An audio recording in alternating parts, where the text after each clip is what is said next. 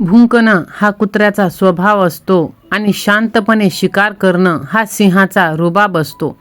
आता चॉईस तुमची आहे.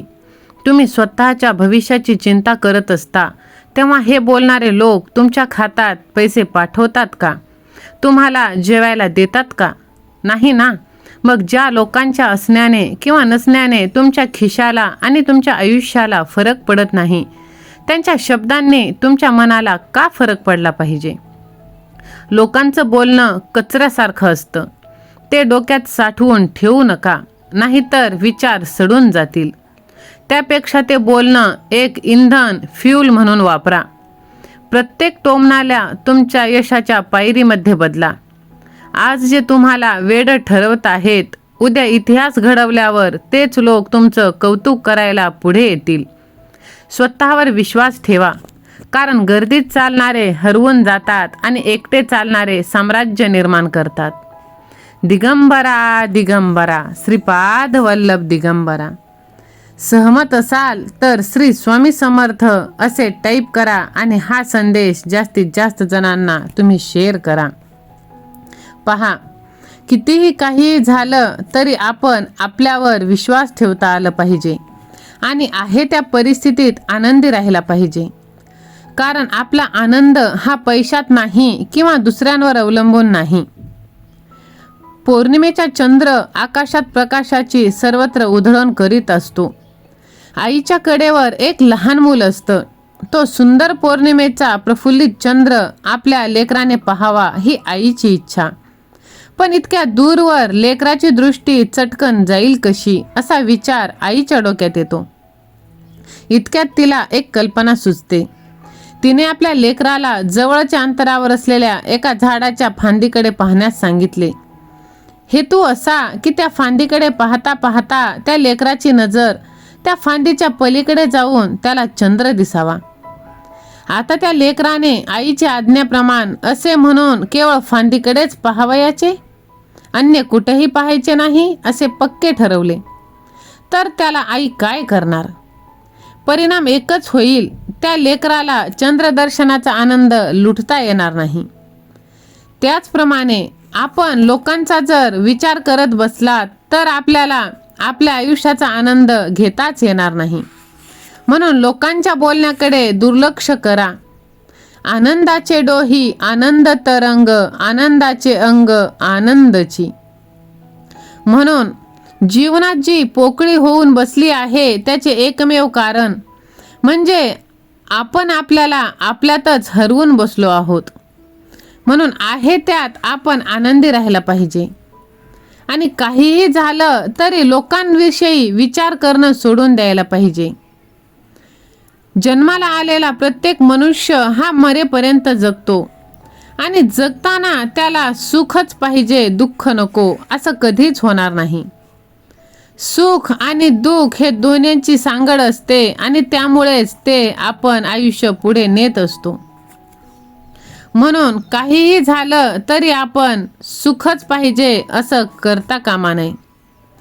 मानवी बँकेत पैसे जमा करण्याचे काम आपण करत असतो, तर ईश्वरी बँकेत पाप पुण्य जमा करण्याचे काम आपलं अंतर्मन करतो. आपण जे सत्कर्म दुष्कर्म करतो ते पाप पुण्यात रूपांतर होऊन गुप्तपणे आपल्या आयुष्यात येत असतं. म्हणून पाप आणि पुण्य हे समजणं खूप महत्त्वाचं आहे. जसं चलनी नाणी वापरून वापरून इतकी गुळगुळीत होतात की त्यांना व्यवहारात मोल राहत नाही. पाप आणि पुण्य हे शब्द पण खूप दिवसापासून वापरले जातात, वर्षापासून, म्हणून त्या गोष्टीचं एवढं काही वाटत नाही. पण तुम्ही चांगलं काम करा. सर्व जगाकडे आपले लक्ष जाते पण परमात्म्याकडे आपले लक्ष कधीच जात नाही. आपल्या भगवंताकडे दुर्लक्ष झाल्यामुळे जीवनाचा पायाच डळमळीत होत असतो. म्हणून जीवनाची इमारत आपली डळमळू लागते आणि जीवनाची इमारत केव्हा कोसळेल आणि आपला केव्हा चक्काचूर होईल हे सर्व भयाने आणि चिंतेने त्रस्त आहे. मनात शांत नाही आणि सगळीकडे अपयश. म्हणून भगवंतावरती विश्वास ठेवा. विश्वास असेल तर माझ्या देवावर पूर्ण विश्वास आहे असे टाईप करा आणि हा संदेश जास्तीत जास्त जणांना शेअर करा. तुम्हाला माहीत आहे का, जगातली 90% स्वप्न फक्त एकाच वाक्यामध्ये मरतात. ते म्हणजे लोक काय म्हणतील. लोकांचं कामच आहे बोलणं, पण जर तुम्ही त्यांच्या बोलण्यावर जगू लागलात तर तुमचं स्वतःचं आयुष्य तुम्ही कधी जगणार. जेव्हा तुम्ही यशस्वी होता तेव्हा टाळ्या वाजवणारे हेच लोक असतात, आणि जेव्हा तुम्ही धडपडता तेव्हा हसणारे सुद्धा हेच असतात. मग यांच्या शब्दांना इतकी किंमत का द्यायची. आपल्या समाजात एक मजेशीर गोष्ट आहे. तुम्ही काही चांगलं केलं तरी लोक बोलणार, तुम्ही काही केलंच नाही तरी लोक बोलणार. लोकांचं बोलणं हे त्यांच्या मानसिकतेचा आरसा असतं, तुमच्या क्षमतेचं नाही. ते तुमच्या परिस्थितीचा फक्त एक छोटासा भाग पाहतात आणि त्यावर तुमचं मत बनवतात. त्यामुळे त्यांच्या बोलण्याला स्वतःच्या मनावर लावून घेऊ नका. स्वतःच्या प्रवासावर लक्ष केंद्रित करा. तुमचं आयुष्य सुधारण्याची जबाबदारी फक्त तुमची आहे. जेव्हा तुमचे कठीण दिवस येतील तेव्हा हेच लोक तुमची साथ सोडून देतील, आणि जेव्हा तुमचे आयुष्यात चांगले दिवस येतील तेव्हा हे लोक तुमच्या आयुष्यात लुडबुड करतील. फक्त भगवंताकडे एकच प्रार्थना मागा की हे भगवंता, आजचा दिवस तू दाखवला आहेस तसाच उद्याचाही दिवस चांगला जाऊ दे, आणि माझी साथ कधीच सोडू नकोस अशी प्रार्थना करा. तीव्र इच्छा होणे म्हणजे प्रार्थना. आपल्यापैकी प्रत्येकाला आरोग्य, सुख, शांती, सुरक्षितता हवी असते, पण ते आपल्याला मिळतच असं नाही. एका माणसाने कबूल केलं की मला माहीत आहे, मी जर माझ्या जीवनाकडे बघण्याचा दृष्टिकोन बदलला आणि माझ्या भावनांना, मनातील विचारांना योग्य दिशा दिली तर माझ्या आयुष्यातील ताण कमी होऊ शकतो. त्याचबरोबर माझ्या हृदयावर आलेला ताण कमी होऊन जाईल. मला हे सर्व समजतं, पण खरी अडचण ही आहे की मनात येणाऱ्या विचारांना योग्य दिशा देण्यासाठी कोणतं तंत्र किंवा कार्यपद्धती वापरावी याचं ज्ञान नाही. मन सतत अस्थिर असल्यामुळे समस्या निर्माण झाल्या की त्यावर तोडगा काढण्यासाठी नेमकं काय करावं हेच सुचत नाही. मन हताश होतं आणि पराभूत झाल्याची भावना मनात निर्माण होते. आपलं जीवन हे पूर्णपणे निरोगी असावं ही इच्छा, अंतर्मनाचं कार्य कशा प्रकारे चालतं हे जाणून घेण्याची आपल्याला गरज आहे. हे ज्ञान त्यांना मिळालं तर पूर्णपणे निरोगी होऊन आपल्या सर्व इच्छा पूर्ण होतील. म्हणून तुमच्या अंतर्मनाची विलक्षण चमत्कार करणारी शक्ती ही या ब्रह्मांडात आधीपासूनच आहे. म्हणून जीवनाचं महत्त्व तुम्ही समजा. काहीही झालं तरी आपल्या मनाचं तुम्ही करा. जे काही तुमचे ध्येय आहेत, तुम्हाला आयुष्यात जे काही मिळवायचं आहे त्या ध्येयाला तुमच्या रोमरोमात, तनामनात भिनू द्या. अंतर्मनाची ताकद तुम्हाला त्या ध्येयापर्यंत पोहोचण्यासाठी नक्कीच सकारात्मक प्रतिसाद देणार आहे. फक्त तुमचा विचार चांगला ठेवायला पाहिजे. आणि काहीही झालं तरी तुम्ही स्वतःवरती विश्वास ठेवायला पाहिजे. स्वतःवरती विश्वास असेल तर माझ्यावर पूर्ण विश्वास आहे असे टाईप करा आणि हा संदेश तुम्ही जास्तीत जास्त जणांना शेअर करा. कारण स्वामी महाराजांचा आशीर्वाद आता तुम्हाला प्राप्त होणार आहे. काहीही झालं तरी बाह्यमन जहाजाच्या कप्तानासारखं असतं आणि कप्तान जहाजाला दिशा दिग्दर्शन करतो. इंजिन रूममधील कर्मचाऱ्यांनाही तोच आदेश देतो. त्याच्या आदेशानुसार हे कर्मचारी बॉयलर सारखी विविध यंत्र हाताळत असतात. त्यांना माहीत नसतं की ते कोठे जात आहेत. ते केवळ कप्तानच्या आदेशांचंच इमाने इतबारे पालन करत असतात. जहाजाच्या मध्यभागी उभ्या असलेल्या या माणसाच्या त्याच्याकडील कंपास होकायंत्र वापरून जरी चुकीचे आदेश दिले तरी इंजिन रूमचे लोक त्याच आदेशाचं डोळे झाकून कसलाही सारासार विचार न करता पालन करतात, कारण तोच त्यांचा बॉस आहे. तो काय करत आहे हे त्याला माहीत असायला हवं. त्यामुळे इतर सदस्य त्याच्याशी वाद घालत नाहीत. ते फक्त होय, बरोबर म्हणून काम त्यांच्या आदेशाचं पालन करणं. जसा जहाजाचा कप्तान जहाजाचा मालक असतो, तसंच इतर त्याचे आदेश मानतात. तसंच तुमचं बाह्यमन तुमच्या आयुष्यरूपी जहाजाचं कप्तान आणि मालक आहे. तुमचं अंतर्मनच तुमच्या शरीराचा, तुमच्या सभोवताली घडणाऱ्या घटनांचा आणि आयुष्याचा कप्तान आहे.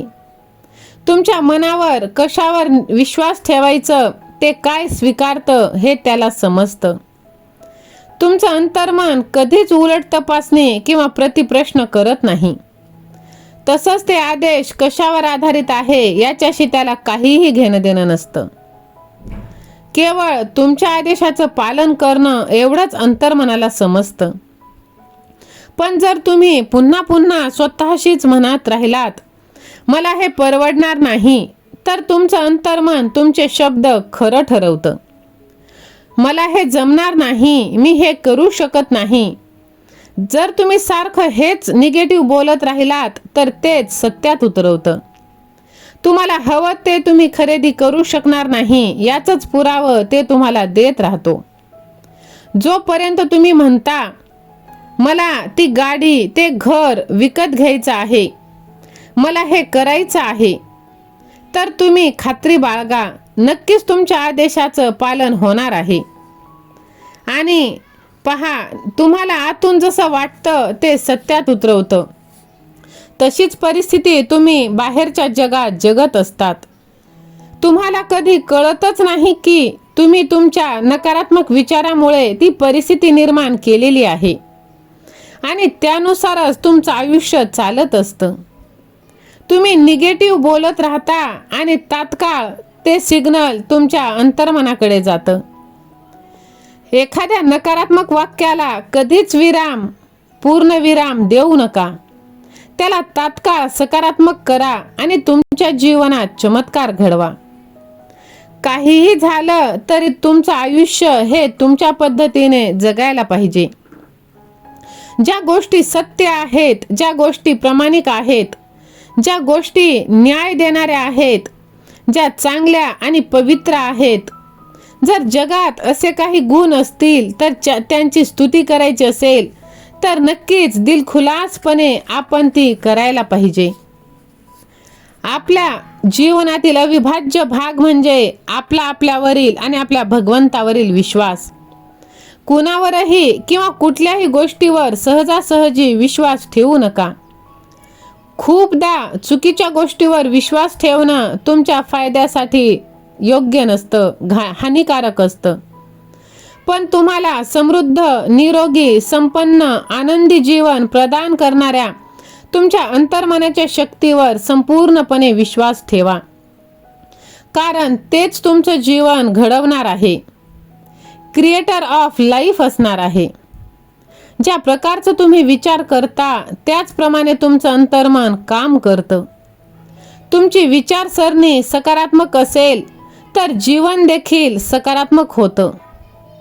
विचार बदला म्हणजे नशीब आपोआप बदलेल. हे झेपणार नाही, हे करणं अशक्य आहे, असे वाक्य तुमच्या मनाच्या शब्दकोशातून, डिक्शनरीतून हद्दपार करा, डिलीट करा. तुमचं अंतर्मन तुमचा प्रत्येक शब्द खरा करत असतो. एखादी आवडीची वस्तू खरेदी करण्यासाठी तुमच्याजवळ पुरेसे पैसे नसतील किंवा तुम्हाला एखादं काम करण्याची खूप इच्छा आहे पण तरीही तुम्ही ते काही कारणास्तव करू शकत नसाल, तर त्या संदर्भात कोणतेही निगेटिव्ह विचार करण्याऐवजी तुम्ही तुमच्या अंतर्मनाला खात्रीने म्हणा की मी सर्व काही करू शकतो आणि मला ते जमतं. तुमच्या इच्छापूर्तीसाठी तुमच्या आत दडलेल्या खजिन्याचा शोध घ्या. तो तुमच्या अंतरंगातच आहे. म्हणूनच आपण केलेला प्रत्येक विचार ही एक प्रकारची क्रिया आणि आपली परिस्थिती ही त्या विचारांची प्रतिक्रिया. म्हणून चांगले विचार करा आणि भगवंताचे नाव घ्या. सहमत असाल तर व्हिडिओला लाईक करा, चॅनलला सबस्क्राईब करा आणि हा संदेश जास्तीत जास्त जणांना शेअर करा. एखादं लहान मूल ज्याप्रमाणे अंगाई ऐकत निवांत झोपतं, तसंच रोज रात्री झोपताना आपण समृद्धीचा, सुखाचा, आनंदाचा, सौख्याचा विचार करत झोपलो तर आपला विश्वासू सेवक, आपलं अंतर्मन आपल्या या विचारांचं पालन करून आपलं व्यक्तिमत्व त्याचप्रमाणे घडवायला मदत करतं. आपलं अंतर्मनच आपल्या जीवनाचा शिल्पकार आहे. म्हणून जर तुम्हाला उत्तम लिखाण करण्याची इच्छा आहे, एखादं चांगलं नाटक लिहायची इच्छा आहे किंवा एका मोठ्या समुदायामध्ये भाषण करण्याची इच्छा आहे, तर तुमचे हे विचार तुमच्या अंतर्मनापर्यंत पोहोचण्यासाठी ती क्रिया करतं. ते तुमच्या या विचारांवर त्यांना अनुसरून तुम्हाला अपेक्षित अशी प्रतिक्रिया देतं. तुमच्या प्रत्येक समस्येवर योग्य समाधान तुमच्या अंतर्मनाकडे आहे. तुम्ही जर तुमच्या मनाला सांगितलं, मला पहाटे 5 वाजता उठायचं आहे,